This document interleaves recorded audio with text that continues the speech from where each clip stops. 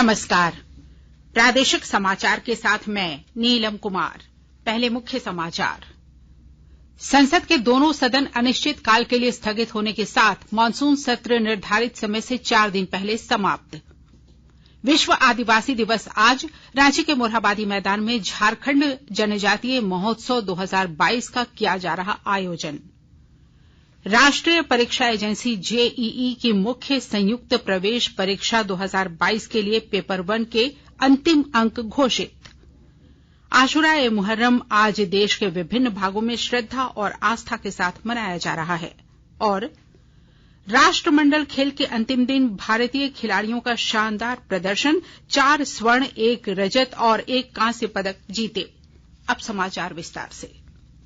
संसद के दोनों सदनों का कल निर्धारित समय से 4 दिन पहले सत्रावसान कर दिया गया।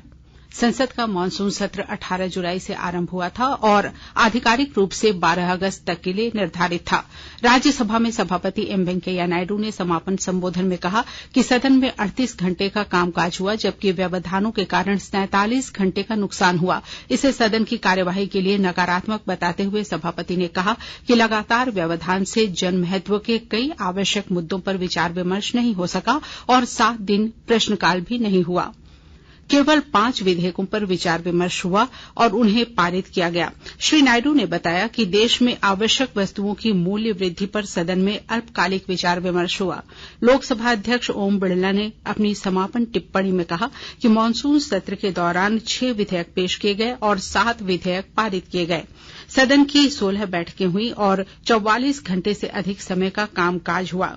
श्री बिड़ला ने बताया कि मूल्य वृद्धि और देश में खेलकूद को बढ़ावा देने के उपायों पर सदन में अल्पकालिक विचार विमर्श हुआ। प्रधानमंत्री नरेंद्र मोदी कल हरियाणा के पानीपत में एथनॉल संयंत्र का वीडियो कॉन्फ्रेंस के माध्यम से लोकार्पण करेंगे। यह संयंत्र देश में जैव ईंधन के उत्पादन और उपयोग को बढ़ावा देने के लिए सरकार के विभिन्न उपायों के तहत है तथा ऊर्जा क्षेत्र को अधिक सुलभ, सक्षम और कुशल बनाने के प्रधानमंत्री के प्रयासों के अनुरूप है। दूसरी पीढ़ी के इस एथनॉल संयंत्र का निर्माण भारतीय तेल निगम लिमिटेड ने 900 करोड़ रुपए की लागत से किया है। यह परियोजना कचरे से कंचन उत्पादित करने के भारत के प्रयासों में एक नया अध्याय जोड़ेगी। इससे लगभग 2 लाख टन पराली से प्रतिवर्ष 3 करोड़ लीटर एथनॉल बनाया जा सकेगा और लगभग 3 लाख टन कार्बन डाइऑक्साइड के बराबर ग्रीन हाउस गैसों का उत्सर्जन कम करने में भी मदद मिलेगी। प्रधानमंत्री नरेंद्र मोदी ने कहा है कि उपराष्ट्रपति एम वेंकैया नायडू ने संसदीय समितियों को और अधिक सक्षम, सक्रिय और सार्थक बनाया है। कल शाम संसद के पुस्तकालय भवन में श्री नायडू के विदाई समारोह को संबोधित करते हुए प्रधानमंत्री ने कहा कि सभी पदों पर पूरी निष्ठा और लगन से काम करना उनके विशेष गुणों में शामिल रहा है। इस अवसर पर उपराष्ट्रपति एम वेंकैया नायडू ने कहा कि केंद्र और राज्यों को निर्धनता, निरक्षरता और स्त्री पुरुष असमानता जैसी चुनौतियों के खिलाफ संघर्ष में मिलकर काम करना चाहिए। उन्होंने कहा कि सरकार ने देश को विकास पथ पर आगे ले जाने के लिए आवश्यक बुनियादी ढांचा सृजित किया है। आज विश्व आदिवासी दिवस है। आज विश्व आदिवासी दिवस पर रांची के मोरहाबादी मैदान में झारखंड जनजातीय महोत्सव 2022 का आयोजन किया गया है। महोत्सव का उद्घाटन आज दिन के 1 बजे राज्य समन्वय समिति के अध्यक्ष सह सांसद शिबू सोरेन करेंगे। वहीं कार्यक्रम की अध्यक्षता मुख्यमंत्री हेमंत सोरेन करेंगे। विशिष्ट अतिथि के रूप में राज्य सरकार के मंत्री, सांसद और विधायक उपस्थित रहेंगे। महोत्सव का समापन कल होगा। इस अवसर पर मुख्य अतिथि के रूप में छत्तीसगढ़ के मुख्यमंत्री भूपेश बघेल उपस्थित रहेंगे। झारखंड जनजातीय महोत्सव का मुख्य आकर्षण जनजातीय इतिहास, साहित्य, मानव शास्त्र आदि पर संगोष्ठियां, सांस्कृतिक कार्यक्रम और आदिवासी परिधान फैशन शो रहेगा। कार्यक्रम को लेकर मोरहाबादी मैदान में तैयारियां पूरी कर ली गई हैं। वहीं मोरहाबादी में यातायात पुलिस की ओर से आम वाहनों के प्रवेश पर आज रोक लगाया गया है। केंद्रीय संस्कृति और सूचना तथा प्रसारण मंत्रालय की ओर से 22 जुलाई से हर घर तिरंगा कार्यक्रम शुरू किया गया है। आजादी का अमृत महोत्सव के तहत देशवासियों में देशभक्ति की भावना जागृत करने और राष्ट्रीय ध्वज को सम्मान प्रदान करने के उद्देश्य से यह कार्यक्रम शुरू किया गया है।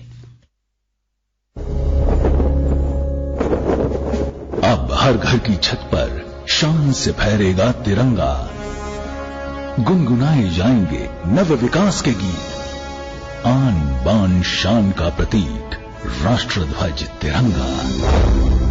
आइए आजादी के अमृत महोत्सव के पावन अवसर पर इस स्वाधीनता दिवस हर घर फहराते हैं तिरंगा और लेते हैं भव्य और सशक्त भारत के निर्माण का संकल्प।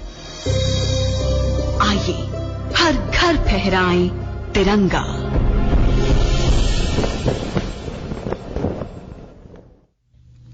वित्त राज्य मंत्री पंकज चौधरी ने कहा है कि जीएसटी परिषद ने मौजूदा दर के स्लैब में बदलाव की कोई सिफारिश नहीं की है। उन्होंने कल लोकसभा में लिखित उत्तर में बताया कि पिछली बैठक में परिषद ने ब्रांड नाम वाले कुछ विशिष्ट सामानों पर जीएसटी लगाने के बजाय पहले से पैक और लेबल वाले सामानों पर जीएसटी लागू करने की सिफारिश की थी। श्री चौधरी ने कहा कि ऐसे ब्रांडेड सामानों के कुछ निर्माता पहले के प्रावधानों का दुरुपयोग कर रहे थे। उन्होंने बताया कि निर्माता फर्जी दावा करके जीएसटी का भुगतान करने से बचते थे। वित्त राज्य मंत्री ने राज्यों के बकाया जीएसटी के सवाल पर कहा कि केवल जून 2022 के लिए ही जीएसटी मुआवजा लंबित है। कपड़ा मंत्री पीयूष गोयल ने बुनकरों और दस्तकारों को कारोबार बढ़ाने के लिए घरेलू के साथ साथ अंतर्राष्ट्रीय ग्राहकों से जोड़ने पर बल दिया है। नई दिल्ली में 8वें राष्ट्रीय हथकरघा दिवस कार्यक्रम में श्री गोयल ने कहा कि ई कॉमर्स संबंधी पहल उपयोग में लाए जाने चाहिए। उन्होंने यह भी कहा कि हथकरघा बुनकरों और दस्तकारों को भारत सरकार के जीईएम पोर्टल पर बड़ी संख्या में लाने पर जोर दिया जाना चाहिए। इसके साथ ही सभी सरकारी विभागों को कपड़े संबंधी अपनी जरूरतें उन्हीं के माध्यम से खरीद कर पूरी करनी चाहिए। उन्होंने वाणिज्य, उद्योग और कपड़ा मंत्रालय से मिलकर इस प्रक्रिया को आगे बढ़ाने की अपील की। साहिबगंज जिले में कोरोना संक्रमण से बचाव के लिए पूर्ण प्रतिरक्षित विभाग को 15 अगस्त को पुरस्कृत किया जाएगा। जिस विभाग के सभी कर्मियों ने अपना पहला, दूसरा एवं प्रतिरक्षा डोज पूर्ण कर लिया है, वैसे विभाग को यह सम्मान मिलेगा। उपायुक्त रामनिवास यादव ने जानकारी देते हुए बताया कि आजादी की 75वीं वर्षगांठ के अवसर पर जिले को पूर्ण वैक्सीनेट करने एवं जिले में बूस्टर डोज में प्रगति लाने के उद्देश्य से स्वास्थ्य विभाग साहिबगंज की ओर से सभी विभागों के बीच 8 अगस्त से 14 अगस्त तक अंतर विभागीय सघन कोविड-19 टीकाकरण अभियान चलाया जाएगा। आकाशवाणी के ताजा तरीन समाचारों के लिए आप हमारी वेबसाइट newsonair.com पर लॉग ऑन कर सकते हैं। ताजा समाचार Twitter handle @AIR news alerts और Facebook page All India Radio news पर भी उपलब्ध है। आप प्रादेशिक समाचार एकांश के ट्विटर हैंडल @AIR न्यूज _ और फेसबुक, इंस्टाग्राम पेज तथा YouTube channel AIR news Ranchi पर भी हमारे बुलेटिन सुन सकते हैं। प्रादेशिक समाचार आप आकाशवाणी रांची से सुन रहे हैं और अब पेश है कोरोना से बचाव के कुछ संदेश। कोविड-19 से बचाव और सुरक्षित रहने के 3 उपाय। मास्क लगाएं, 2 गज दूरी है जरूरी, सुरक्षित दूरी रखें, हाथ और मुंह साफ रखें।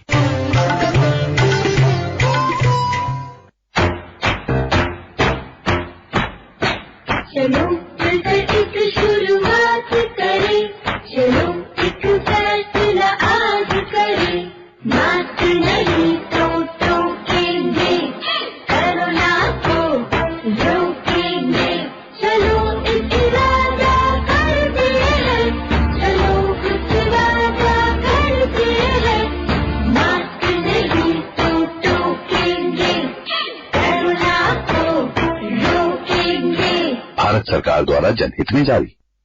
प्रादेशिक समाचार में आपका एक बार फिर से स्वागत है। राष्ट्रीय परीक्षा एजेंसी जेईई की मुख्य संयुक्त प्रवेश परीक्षा 2022 के लिए पेपर 1, बीई और बीटेक के लिए अंतिम अंक घोषित कर दिए हैं। परीक्षा में कुल 24 उम्मीदवारों ने 100% अंक हासिल किए हैं। इस पेपर की परीक्षा कंप्यूटर आधारित टेस्ट प्रारूप में 2 सत्रों में आयोजित की गई थी। पहला सत्र जून में और दूसरा जुलाई के महीने में आयोजित किया गया था। यह परीक्षा भारत के बाहर के 17 शहरों सहित 440 शहरों के 622 परीक्षा केंद्रों पर आयोजित की गई थी। परीक्षा 13 भाषाओं में कराई गई थी। राष्ट्रीय परीक्षा एजेंसी ने बताया कि अनुचित साधनों का उपयोग करने के कारण 5 उम्मीदवारों के परिणाम रोक दिए गए हैं। पेपर 2A स्नातक वास्तुकला और पेपर 2B स्नातक नियोजन के परिणाम अलग से घोषित किए जाएंगे। कोडरमा जिले में शुद्ध जल की आपूर्ति के लिए ग्रामीण क्षेत्रों में मल्टी विलेज स्कीम की शुरुआत की गई है। विस्तृत ब्यौरा दे रहे हैं हमारे कोडरमा संवाददाता।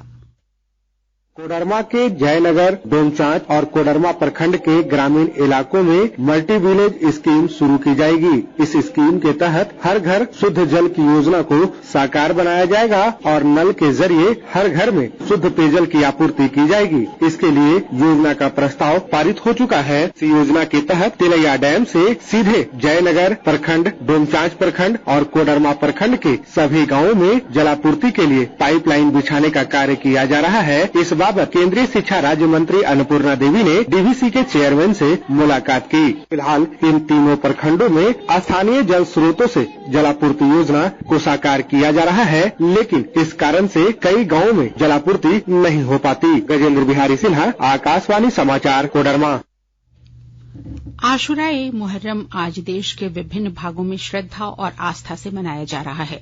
करबला में सत्य और न्याय की रक्षा के लिए पैगंबर मोहम्मद के नवासे हजरत इमाम हुसैन और उनके साथियों की शहादत की याद में मुहर्रम मनाया जाता है। इस मौके पर ताजिया निकाले जाते हैं और करबला के शहीदों के सर्वोच्च बलिदान की याद में मजलिसों का आयोजन किया जाता है। राष्ट्रमंडल खेलों के अंतिम दिन कल भारतीय खिलाड़ियों ने शानदार प्रदर्शन किया और 4 स्वर्ण, 1 रजत और 1 कांस्य पदक जीता। बैडमिंटन में पीवी सिंधु ने महिला सिंगल्स का खिताब अपने नाम किया, जबकि लक्ष्य सेन ने पुरुष एकल खिताब जीता। पुरुष युगल मुकाबले में चिराग शेट्टी और सात्विक साईराज रनकीरेड्डी ने तीसरा स्वर्ण पदक जीता। टेबल टेनिस में पुरुष सिंगल्स फाइनल जीतकर अजंता शरद कमल ने 1 और स्वर्ण पदक हासिल किया, जबकि जी साथियान ने पुरुष एकल का कांस्य पदक जीता। पुरुष हॉकी में भारतीय टीम को रजत पदक मिला। उसे फाइनल में ऑस्ट्रेलिया से 0-7 से हार का सामना करना पड़ा। और अब अखबारों की सुर्खियां। राज्य से प्रकाशित होने वाले लगभग सभी अखबारों ने जेईई मेन के जारी रिजल्ट और बंगाल में झारखंड कांग्रेस के गिरफ्तार 3 विधायकों के घरों पर हुई छापेमारी की खबर को पहले पन्ने पर जगह दी है। प्रभात खबर ने लिखा है, कुशाग्र बने झारखंड टॉपर, जेईई मेन का रिजल्ट जारी, जेईई एडवांस के लिए रजिस्ट्रेशन शुरू। दैनिक भास्कर लिखता है, 3 कांग्रेसी विधायकों के यहां बंगाल सीआईडी के छापे, अहम दस्तावेज जब्त। 30 जुलाई को 49 लाख कैश के साथ हावड़ा में पकड़े गए थे 3 कांग्रेसी विधायक। हिन्दुस्तान की सुर्खी है, बिहार में फिर नए गठबंधन की आहट, जदयू, राजद और हम के विधायक दलों की बैठक आज, अहम फैसला संभव। दैनिक जागरण ने लिखा है, भारतीय एथलीटों ने अंतिम दिन 4 स्वर्ण, 1 रजत और 2 कांस्य जीते। 22 स्वर्ण के साथ बर्मिंघम में चौथे स्थान पर रहा भारतीय दल। रांची एक्सप्रेस की सुर्खी है, मुख्यमंत्री ने निर्मल महतो शहादत दिवस पर कहा, पुलिस, शिक्षक और जनजातीय भाषा में जल्द होगी बहाली। आदिवासी मूलवासी को 75% आरक्षण। अंग्रेजी दैनिक द टाइम्स ऑफ इंडिया ने लिखा है, राष्ट्रमंडल खेल में भारत का शानदार प्रदर्शन, बैडमिंटन में पीवी सिंधु ने महिला सिंगल्स और लक्ष्य ने पुरुष सिंगल्स में जीता स्वर्ण। और हिन्दुस्तान टाइम्स लिखता है, एनडीए के साथ रहने को लेकर जदयू आज कर सकता है फैसला, विभिन्न दलों के साथ बैठक आज। और अब अंत में मुख्य समाचार एक बार फिर। संसद के दोनों सदन अनिश्चितकाल के लिए स्थगित होने के साथ मानसून सत्र निर्धारित समय से 4 दिन पहले समाप्त। विश्व आदिवासी दिवस आज, रांची के मोरहाबादी मैदान में झारखंड जनजातीय महोत्सव 2022 का किया जा रहा आयोजन। राष्ट्रीय परीक्षा एजेंसी जेईई की मुख्य संयुक्त प्रवेश परीक्षा 2022 के लिए पेपर 1 के अंतिम अंक घोषित। आशुरा-ए मुहर्रम आज देश के विभिन्न भागों में श्रद्धा और आस्था के साथ मनाया जा रहा है। और राष्ट्रमंडल खेल के अंतिम दिन भारतीय खिलाड़ियों का शानदार प्रदर्शन, 4 स्वर्ण, 1 रजत और 1 कांस्य पदक जीते। इसके साथ ही आकाशवाणी रांची से प्रादेशिक समाचार का ये बुलेटिन समाप्त हुआ। नमस्कार।